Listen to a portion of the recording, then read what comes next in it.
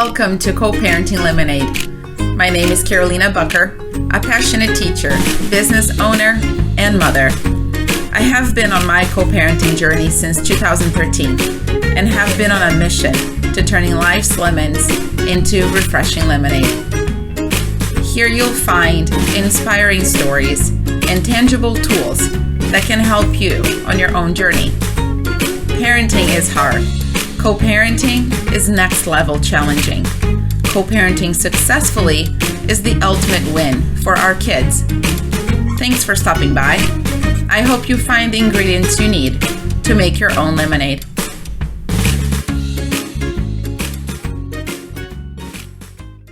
Welcome to episode 3 of Co-Parenting Lemonade. Coming together is a beginning. Keeping together is progress. Working together is success. Henry Ford. This week I had the pleasure of interviewing my friend Maggie Flog. Maggie and I are both dance studio owners in a small area of Marquette County, Wisconsin.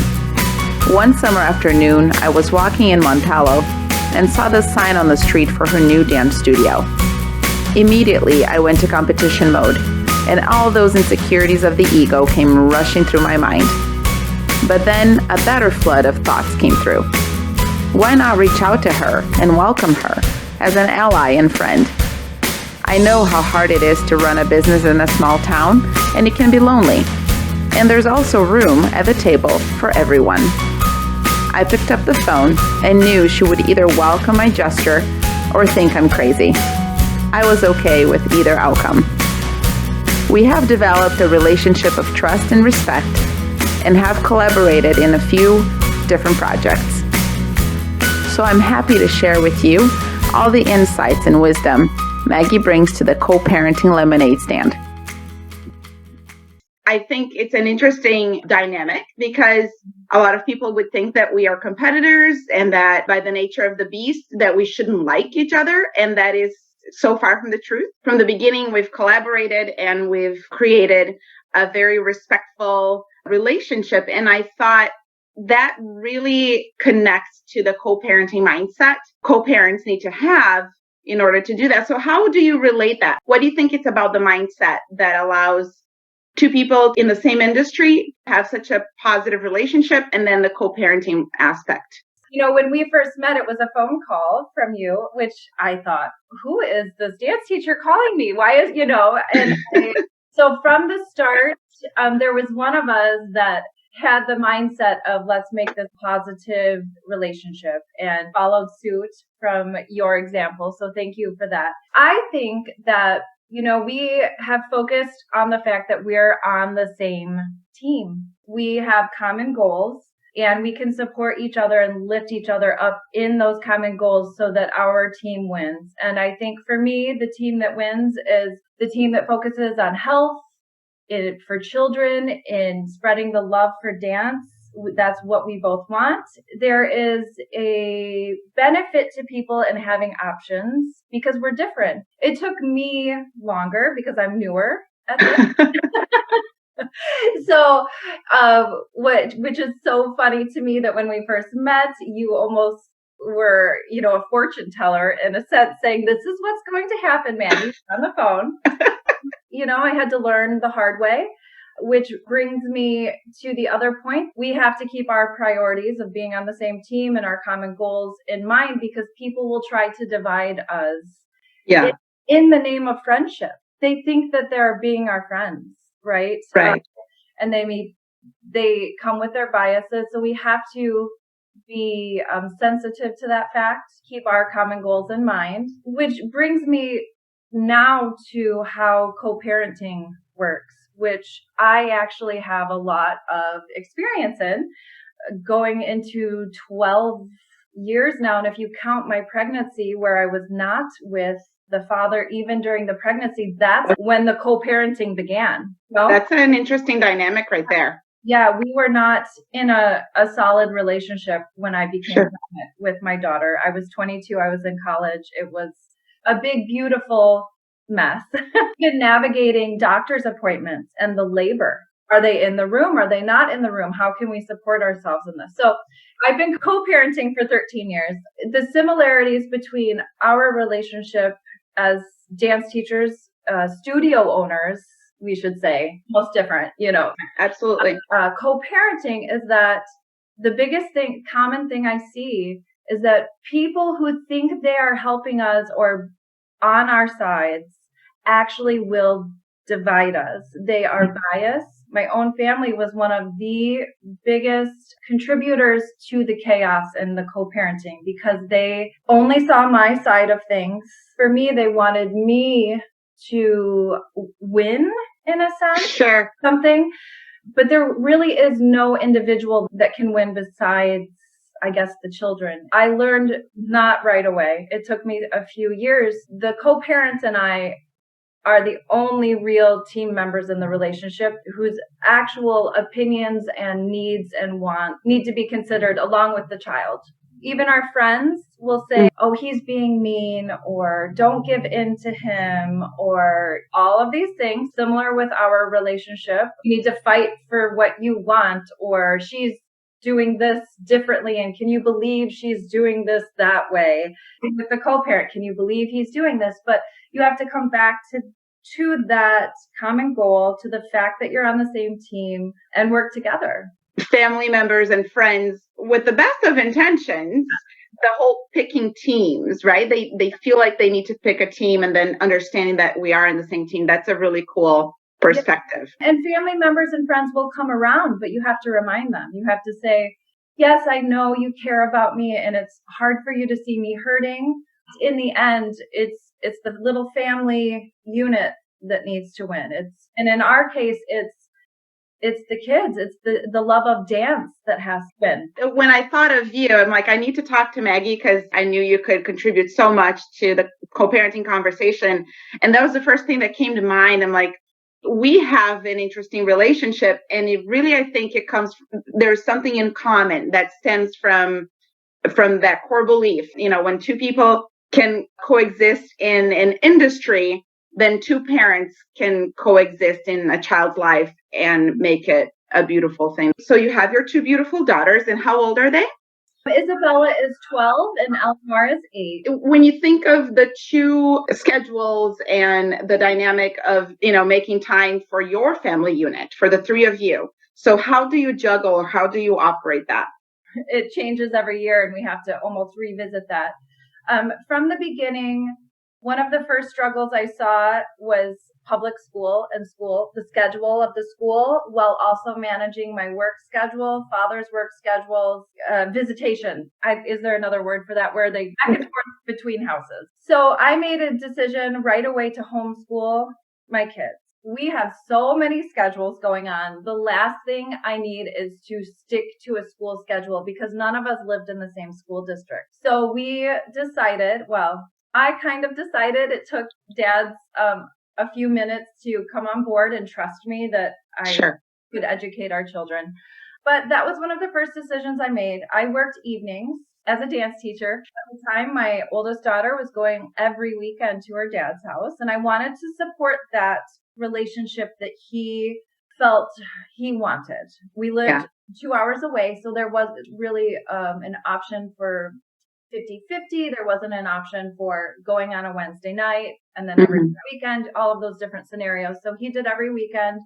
And so if I would have sent her to school, I would have basically never seen her, and she would not have had much of a relationship with her younger sister. So the homeschooling helped a lot. So my kids are classmates, as well as we've sat around the kitchen table and we learned together, which is a big part of our relationship and family dynamic. Another thing that really helps is that the fathers are friends.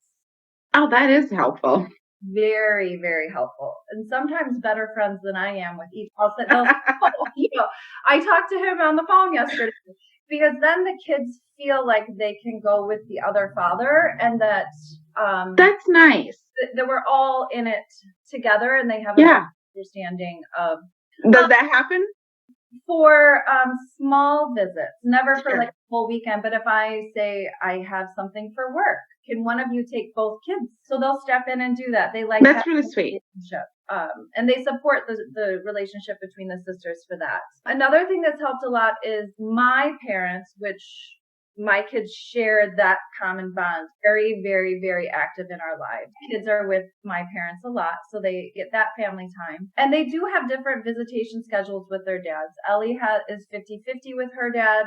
Izzy is every other weekend now. And the positive part of that is that I have built in one-on-one time with each of my daughters. I really try to balance that out, where my younger daughter does get jealous of the fact that her sister gets more time with mom. Izzy will go to her grandma's for extra time. I always have to watch and listen and watch for even physical cues of where one daughter is maybe not receiving what she needs from me, and Sure. just take care of those relationships on an individual. The biggest issues have changed with time throughout our co-parenting journey, and they're different with each father, of course. So I will say with Izzy's dad, the thing that came up first and persisted for quite a while, although it's healed now, was money. And he was very fearful that I was just going to somehow take all of his money through child support.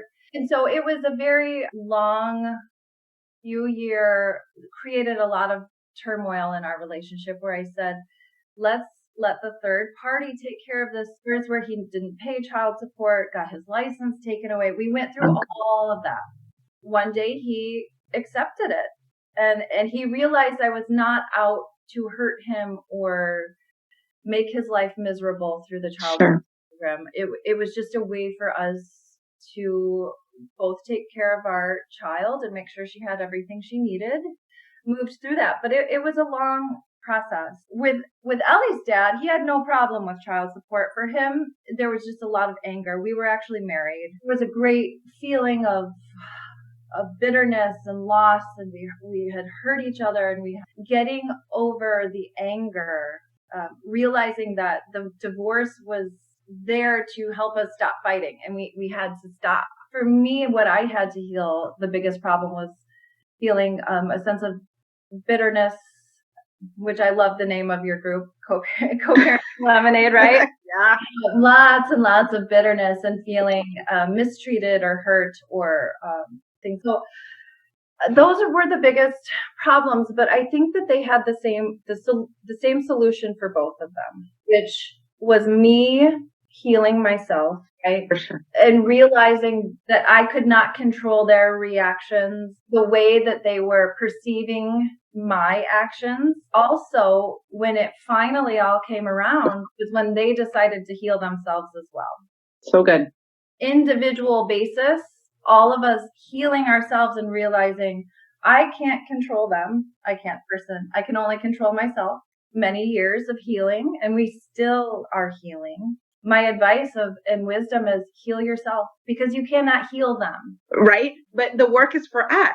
Yeah, I totally relate. The moment we really heal ourselves, that we put in the work, put in the effort, that's when the shift happens. Mm-hmm. So good. And you will see the shift, although you have to have patience. If the shift happens in you, I think it resonates out, and they follow from example. The whole relationship heals. Absolutely. And I'm so glad you touched the difference between establishing all the legal things, child support, schedule, rotations, holidays. I mean, the list goes on. There's something about when you're coming from a relationship that was not tied to marriage, and then one that goes through the divorce process. Mm-hmm. So I went through the divorce process, but I know that a lot of co-parents, they have to navigate it without.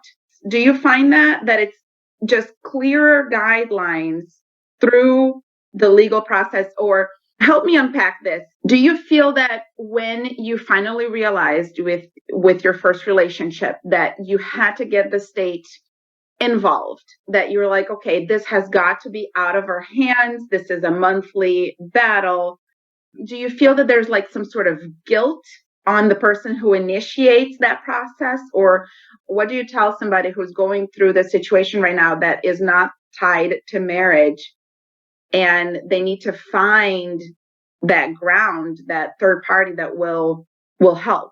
I like that you brought up the word guilt. I suffered from extreme guilt, thinking that I wasn't a kind and compassionate person because I was, he said, going after him. He felt a lot of fear from that and then tried to make me feel bad for that in a way where I was young. I was 23. I had a baby and I was trying to teach college, and, you know, I was trying to just protect her future and mine as well. Sure. Because I had never gone through this experience. And I also needed insurance. There's certain legal things if there's not a father involved paying child support. And this is what I tried to explain to him. I wouldn't have had insurance during my pregnancy. She was a baby. There are consequences and guidelines, and they all make sense. It wasn't that I was going after him. I was trying to protect the future of our daughter. And something that I think helped that was communicating that it's not always permanent, communicating, although I didn't love this fact, how I was using the child support for our daughter, you know, and not somehow going out and getting manicures or something. There's so much fear wrapped up in money. So it is a very sensitive topic. It is. And fear wrapped up in, we decided to be, even though our paperwork says certain visitation guidelines and holidays, we've become so fluid with how we spend money on the children. It's if our children need it, whoever is in a better position to provide it, we make sure our child receives that.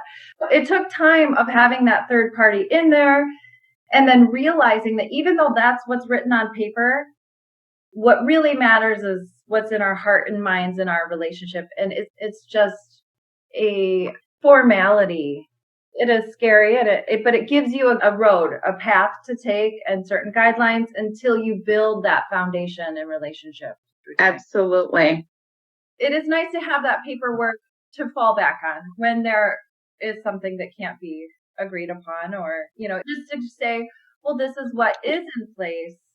We could do this, but what is in the best interest, especially as the children get older, because they have opinions too. They have friends.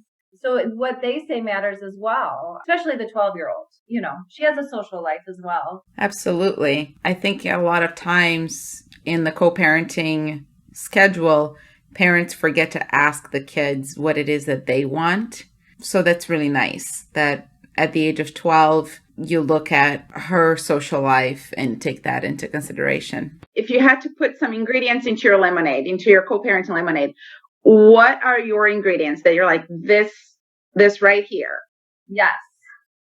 I love this. I love this analogy. So I'm just going to list them and then I can elaborate on each of them.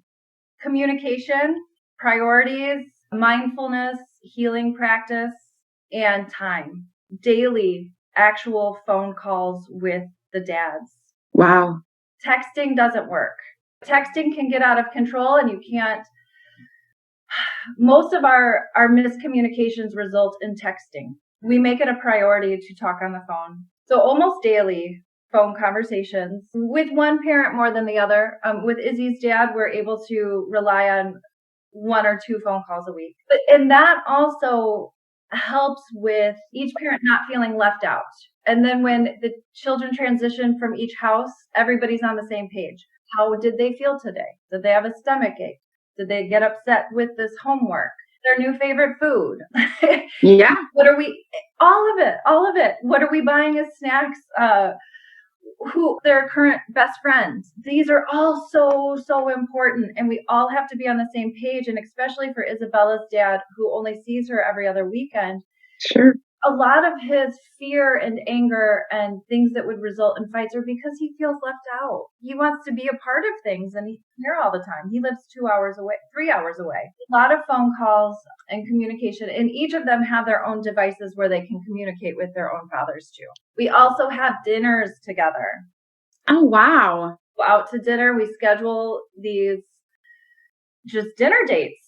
I mean, for lack of a better word, maybe with just our mutual child, maybe with both children in tow for me and schedules. Sure. But it's very, very important, I think, also for the children to feel like it's still mom and dad. They don't have to pick sides. Go to things together. When we have events, we all sit together. Both dads, both kids, me. You know, it's not my favorite situation. I do it. I sit and I'm like, oh, I have a little bit of anxiety being, also Sure. in that situation. But Understandable. The dads think it's just fun. But we do things all together. Like I said, not my favorite ideal scenario that I imagined for myself. I was a child dreaming up my dream family. So communication, priorities, making sure that the co-parenting relationship is a priority. That means that I have ended other relationships for the sake of my co-parenting relationship. Wow. That's so, this is a key. Highlight it, post it. This is amazing. Yeah. Yeah. That's a huge, huge thing to make that choice to say, no, this peaceful teamwork, positive energy towards raising our kids is more important than that. Yes. That's amazing. Yes. I have started to date men who thought, why do you have to talk to him on the phone every night? They were jealous. And I said, oh, sure. And friendships or family relationships that I didn't completely end, but that I, gave some space to because they weren't supportive of these. I always go back to, if you could have seen where we were and the tears and the sleepless nights and the fighting and the children, I will never go back there. The peaceful co-parenting relationship directly affects everything else in my life. So it is my number one priority. And if people cannot understand that and support it and be a part of it, then they just can't be a part of our lives. We cannot go back to that where we were. That's so amazing. And do they have any stepmom people in their lives? Yes. Step girlfriends or that role? Yes, Isabella has an amazing stepmother who I love and adore, and I have my own relationship with, who I send Mother's Day cards to. She is the opposite of me, and I praise her for giving Isabella the things that I can't give her. They go get their nails done. I'm a tomboy. How I ended up as a dance teacher. I don't like glitter or makeup or that thing. So she is the most wonderful stepmother, and I actually saw a great shift in Isabella's dad's attitude when he got married. She really evened him out and helps to keep him, in focus with things. I mentioned it before, you have to have a mindful healing practice. It doesn't have to be yoga or meditation, but exercise, therapy, pursuing your own interests, and supporting the other co-parents. And then giving it time. I know it feels like you're never going to get out of whatever you're in, but it will change.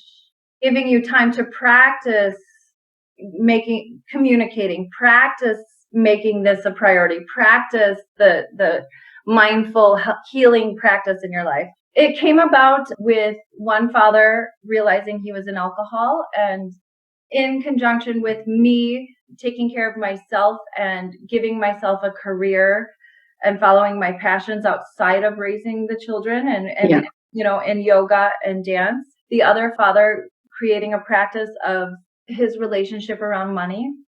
It just so happened that we all kind of got on the same page of we all have to heal ourselves individually so that we can, come together. So I have divorced parents who did not partake in a healing practice and who still cannot be together for the sake of the grandchildren. Oh, so your parents are divorced. Okay, I didn't know that. Yes, we come from a whole line of broken families everywhere. So our family tree is all directions. So I saw that and I knew that I could not something different because I knew how hard it was on me as a child. Absolutely. Being in the middle, they wouldn't talk to each other. And so they would say something to me as a teenager, and then I would have to relay it. That's a very hard situation to put any child in. When you talk about you said, a line of broken families, that's an image that I believe it's way more common. My parents, they weren't together. They were never married. And do you feel that perhaps you have found a way to break that negativity cycle around the quote unquote brokenness? Yeah, I think so. Pulling that positivity out of it to move forward so that your girls can look at it and go, this was okay. This was loving. Yes. And I think first and foremost, I had to forgive myself, say to myself, this is okay. Because I think as children, we say, I will never do that to my children. I'll find who I'm going to love and be with them for the rest of my life. And then it didn't happen like that for me. So I think a big part of my healing was forgiving myself and making sure that my kids don't think they're in a broken family. We are just a family, and it's chaotic and it's beautiful and it's crazy at times, but we have so much more love, and we learn so much, and we know so many more people. And I encourage and uphold the cousins that I haven't met from the stepmom. Let me see pictures. Let's put pictures up of them. What are their names? I've never met them, but they are Isabella's cousins. And so, we try to and just open our arms wider and say, okay, we're just one big family. It's divorce and not together, but it's not broken anymore. We've put it back together. That's such a beautiful perspective. If we can rephrase it and reshape it and say, yes, it's not broken anymore, because it's more and more common. And I almost feel that co-parenting is one of those issues that nobody really looks forward to talking about, but it's so needed. And this is so beautiful to get your perspective and your story. Thank you so much. You're welcome. And there you have it, my fellow lemonade lovers. My favorite part of Maggie's story is how she rephrased and reframed the word broken family. It doesn't have to be broken. It can be loving. That's family. So if two dance studio owners in a small county of Wisconsin can be friends and collaborate, I know you can do the same with your co-parent. Now go out there and make some lemonade.